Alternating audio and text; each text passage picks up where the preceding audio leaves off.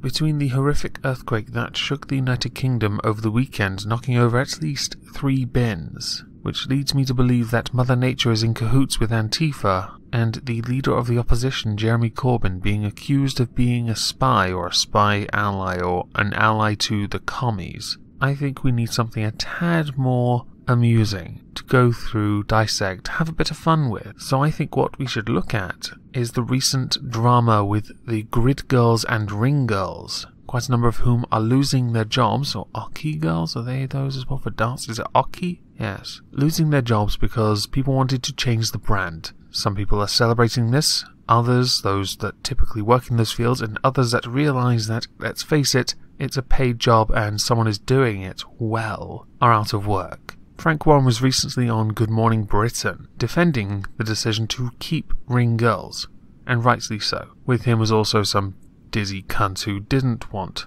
ring girls, along with 4 people, models, who happen to have been grid or ring girls. So let's go through what they think, along with that of the dizzy cunt. Let's call her that. I can't remember her name. Carry on. You are a boxing ring girl, yes. Right? You've heard what Frank had to say. How do you feel? You know, people say you're being objectified, it's demeaning. I have never felt that in the 5 years that I've worked in this industry. If I'm honest, in the past week, I've probably received some of the worst comments from women applauding this ban than I have ever received in that industry. The great thing about watching someone like you speak out is that it shows that girls are not united under some bullshit sisterhood idea. No group mentality. You are thinking for yourself. You are very much aware of what your job means and what it is to you. To you it's a career, and rightly so, you're beautiful. And you have quite a large following of those that do in fact support you, which made it quite difficult to find the intolerant comments. I would have loved to pin these on the screen now. Let's face it, if you don't like someone, or you are judging someone based on their job, and have decided that someone shouldn't do that job because of their gender, or you deem it to be demeaning, then who's really at fault? Who's the judgmental one? It's you, not anyone else. A lot of the criticisms that I have seen have been typically because it's not very empowering to girls. Who said it's about empowering girls? How about it be something someone enjoys doing? Not only do they get to be in the ring, but they also get to watch some cracking fights. Quite a lot of girls do like boxing. What sort of comments? From feminists? From women calling themselves feminists, they're not empowering us or supporting us, but they have come out with some derogatory comments. They're insulting our intelligence based on our occupation. They're calling us prostitutes online, which is, you know, it's very upsetting and insulting. So I did find one video by Beverly Turner, which I'm going to link in the description, and I'm not going to waste my time playing it because dickheads like James Cracknell tweeted out, and quite frankly, after watching it, I thought, you know what? No, I don't want that on my channel. Where she talks about how she's delighted girls have lost their positions as grid girls. Her points could be considered valid. If 1 second any of the grid girls were being overly sexualized, her point is moot. Clearly she doesn't actually watch Formula 1 or any other racing sport where there are in fact grid girls that have now lost their jobs, Formula 1 being the most well known to sever contact or sever ties with grid girls. Now on the point of calling them prostitutes, do you not think that makes these particular feminists, or the claimed feminists, sound like sex negative ones? Even if you were a prostitute, which you're not, they're still against it. They're not very positive, are they? Like you say, the so-called feminists, I don't believe they can call themselves feminists, because to be a feminist, the whole idea is to empower women to make their own choices and do what they want to do.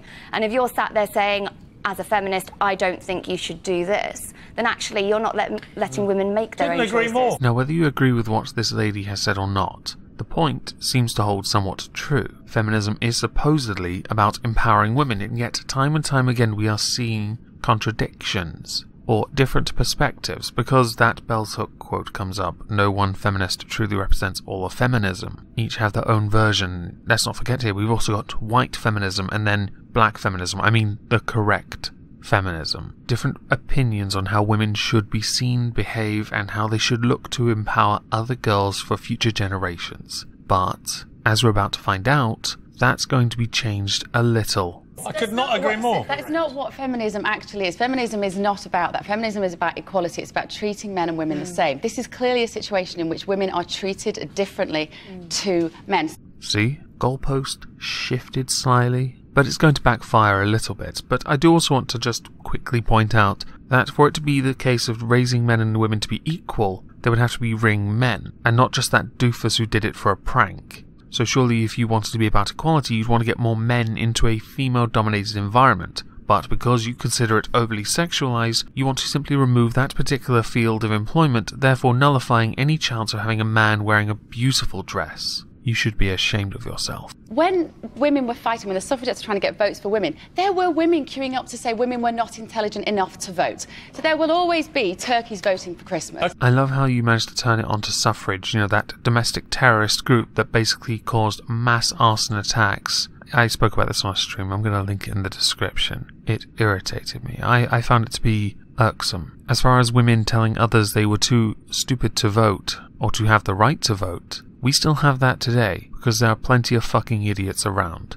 And I do want to point this out, that while I don't agree with the legislation that they brought in 1918, it was women over the age of 30 and men over the age of 21 because we'd just come out of the First World War and we had very few men in the country and they wanted to balance things a little. While I don't agree with that, I would point out that men also got the vote then, which they didn't have before. People seem to focus solely on the women here and I don't know why. Okay, let's go to Jade. You're a snooker walk-on girl. You're good friends with Jimmy White, the snooker champion. What do you feel about this debate? I just think it's really disappointing because, like the girls say, we're getting judged on our job as a whole, and people think that we're not intelligent. They think we're just being placed as an object. It's far from the truth. One of the arguments typically brought forward about why there shouldn't be ring girls or grid girls or darts hockey girls, snooker girls, which I think would be bay girls, is that they are used to add glamour to an otherwise boring event, and that is bad or dated, which I don't agree with. Snooker is an incredibly boring sport, and yet I still watch it. Darts can be very boring. Formula 1 is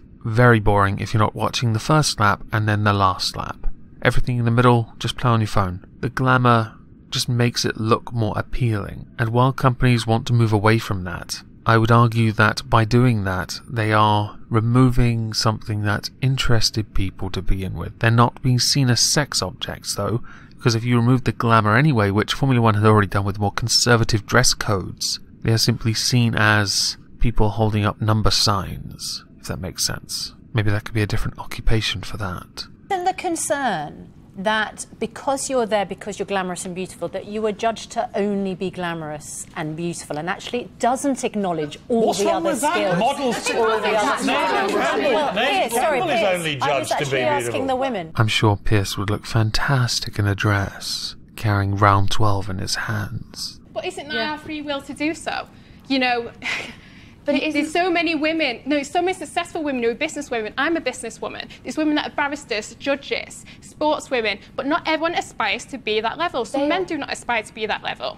What this is about is our freedom of choice in a democratic society being taken away from us. And that is exactly the point. And I don't understand why so many people don't get this. Now, at the end of that clip, you heard laughter. I think that was Beverly, the rather intolerant fuck, sat next to Frank Warren, and I feel very bad for you, Frank, having someone like that sat next to you. What happens in these debates, which are about women being given opportunities, being not treated as sex objects you're primarily, taking away their about living. giving the next generation of girls something to aspire to be. I do not know a mother of daughters who wants their daughter to grow up to just be judged for what they look like. Can you hear? Can you feel? Can you smell the condescension? Who on earth are you to judge someone on who they raise, i.e. their children? Who are you to judge that person and assume and assert things? You are a nobody, you're a snob, which I think Pierce calls you in a minute. I did cut out a bit before we got to this little segment of Frank Warren absolutely railing on Beverly for ignoring an individual's choice, because she is saying that it's not down to the individual but the group, the gender as a whole, and you all must be seen as prim and proper. I mean, if you want that, we could just go back to the era of Pride and Prejudice. I'll go and get my dowry, shall I? Not for you, though. I don't generally associate with snobs, so as far as I'm concerned with regards to Grid Girl, I think you should all have your jobs. You should keep them. Yes, you add glamour to the event, but it is down to you to decide whether you want to do it or not. You are not stood in the ring with your tits out. You're not stood on the grid in your birthday suit. There are no people sat around cracking one off in the stadium or arena or at the track where you are present. So as far as I'm concerned, your argument about the gender as a whole or using the suffragette as an argument is moot. Now this argument does devolve for quite some time, and I don't want to get a copyright strike on my channel because this is from Good Morning Britain, and they might well have one of those lovely little TV provider peoples that will just claim this video on the spot. So I'm not going to play any more, but I will link it in the description if you want to watch something that makes you want to pull your hair out. So I hope you all have a lovely day, and thank you all for listening. Oh, and I did link in the description additional videos from other people who themselves are grid girls. Those videos are rather interesting.